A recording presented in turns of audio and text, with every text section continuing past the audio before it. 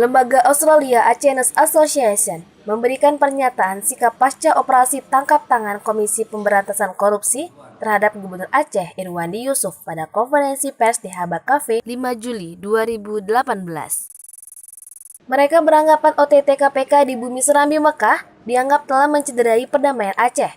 Hal ini dikarenakan adanya dugaan unsur kriminalisasi terhadap penangkapan orang nomor 1 di Aceh itu.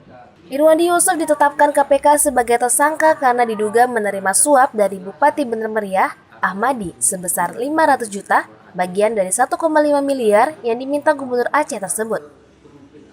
Dalam konferensi pers, ada beberapa hal penting yang disampaikan oleh Presiden Lembaga Australia Achenes Association, Sufaini Usman Syeki, diantaranya, ia meminta seluruh masyarakat Aceh kembali bersatu untuk menolak kriminalisasi terhadap pemimpin Aceh, memberikan sikap penolakan atas ditangkapnya Irwandi Yusuf karena dinilai tidak transparan.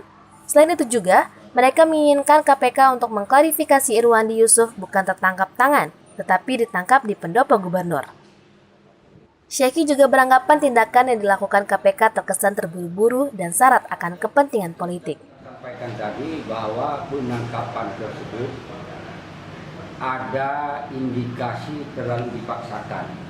Kan itu, artinya ini kita nggak bisa terima, itu kan nggak bisa kita terima. Apapun hukum dan tindakan yang dilakukan oleh KPK sekarang, malah Irwandi dinyatakan sebagai tersangka dan mungkin informasi terakhir beliau sudah ditahan, kami semakin menolak keras.